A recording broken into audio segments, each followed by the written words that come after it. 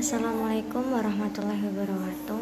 Perkenalkan, nama saya Nadile Dulansari, NIM 18032110000132. Di sini saya akan menjawab beberapa pertanyaan dari ujian tengah semester mata kuliah Ekonomi Bisnis Syariah kelas A. Yang pertama, 1. Perbedaan ekonomi Islam dan konvensional bisa ditinjau dari tujuannya. Maka ekonomi Islam atau ekonomi syariah lebih mengutamakan untuk mencapai tujuan yang baik untuk urusan di dunia, tetapi juga baik untuk di akhirat. Misalnya, terkait masalah riba, maka dalam ekonomi Islam ditiadakan istilah riba sehingga mampu mencapai kesejahteraan dan keadilan bagi masyarakat secara umum. Berbeda lagi dengan ekonomi konvensional. Perekonomian yang menekankan pada kebebasan dan menggunakan sistem perekonomian berbasis pada era global. Dilihat dari segi tujuannya, ekonomi konvensional bertujuan untuk mementingkan dan meraup keuntungan sebesar-besarnya yang sifatnya keduniawan atau mencapai kesejahteraan individu itu sendiri. Memang berbeda jauh dengan ekonomi syariah.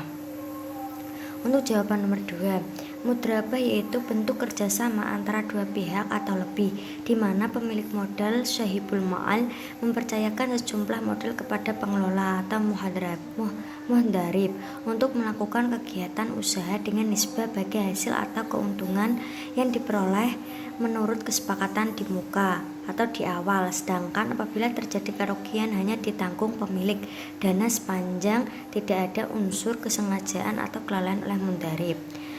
Sedangkan musyarakah yaitu akad kerjasama yang terjadi antara pemilik modal atau mitra musyarakah untuk menggabungkan modal dan melakukan usaha secara bersama dalam suatu kemitraan dengan nisbah bagi hasil sesuai dengan kesepakatan, sedangkan kerugian ditanggung secara proporsional sesuai dengan kontribusi modal. Untuk jawaban nomor 3, di samping adalah skema wakalah dalam produk perbankan, di mana pemilik sah yang dapat bertindak terhadap sesuatu yang diwakilkan dan orang mukalaf atau anak mumazis dalam batas-batas tertentu, yakni dalam hal-hal yang bermanfaat baginya seperti mewakilkan untuk menerima hibah, menerima sedekah, dan sebagainya. Sedangkan wakil ditetapkan mesti memenuhi dua syarat utama, yaitu cakap hukum dan dapat mengerjakan tugas yang diwakilkan kepadanya. Taukil sebagai rukun yang ketiga dalam akad wakalah disyaratkan diketahui dengan jelas oleh orang yang mewakili, tidak bertentangan dengan syariah Islam, dan dapat diwakilkan menurut syariah Islam. Hal-hal yang membatalkannya: 1. Salah satu pelaku meninggal dunia atau hilang akal, karena jika terjadi salah satu syarat wakalah tidak terpenuhi. Nomor 2. Pemutusan oleh orang yang mewakilkan. Nomor 3. Pekerjaan yang diwakilkan sudah selesai. Dan yang terakhir nomor 4. Orang yang mewakilkan sudah tidak mewakili status kepemilikan atas sesuatu yang diwakilkan. Untuk jawaban nomor 4, dari gambar di samping, dalam praktek perbankan syariah, fasilitas hiwalah lazimnya untuk membantu supplier mendapatkan modal tunai agar dapat melanjutkan. Maka ia meminta bank untuk mengambil alih piutangnya. Bank akan menerima pembayaran dari pemilik proyek atau pembeli produksinya. Katakanlah seorang supplier bahan bangunan menjual barangnya kepada pemilik proyek yang akan dibayar 2 bulan kemudian karena kebutuhan supplier akan likuiditas. Hal-hal yang membatalkannya: A. Salah satu pihak yang sedang melakukan akad hawalah memfaskah atau membatalkan akad hawalah sebelum akad itu berlaku secara tetap. Dengan adanya pembatalan akad itu, pihak kedua akan kembali berhak menuntut pembayaran utang kepada pihak pertama. B. Pihak ketiga melunasi utang yang dialihkan itu kepada pihak kedua. C. Pihak kedua wafat, sedangkan pihak ketiga merupakan ahli waris yang mewarisi hak harta pihak kedua. D. Pihak kedua menghibahkan atau menyediakan harta yang merupakan utang dalam akad hawalah itu pada pihak ketiga. E. Pihak kedua membebaskan pihak ketiga dari kewajiban untuk membayar utang yang dialihkan. Dan yang terakhir F.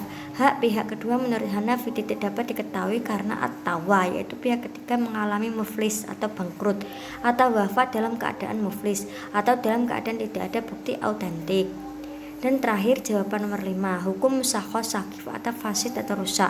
1. Segala bentuk kerja yang berhubungan dengan pengelolaan pohon dan semua yang diperlukan oleh pohon tersebut bisa menjadi tanggung jawab pengelola, dan biaya yang dibutuhkan untuk tanaman tanggung jawab kedua belah pihak. 2. Pembagian hasil musakhoh untuk kedua belah pihak yang berakar. 3. Apabila terjadi gagal panen dan tidak menghasilkan manfaat, maka kedua belah pihak tidak memperoleh hasil apapun.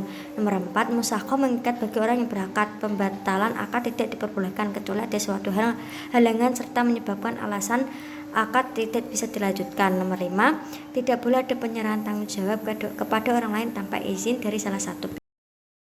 Itulah beberapa yang bisa saya sampaikan. Mohon maaf jika ada kesalahan kata pada saat saya menjawab pertanyaan ujian tengah semester Ekonomi Bisnis Syariah. Billahi taufik wal hidayah. Wassalamualaikum warahmatullahi wabarakatuh.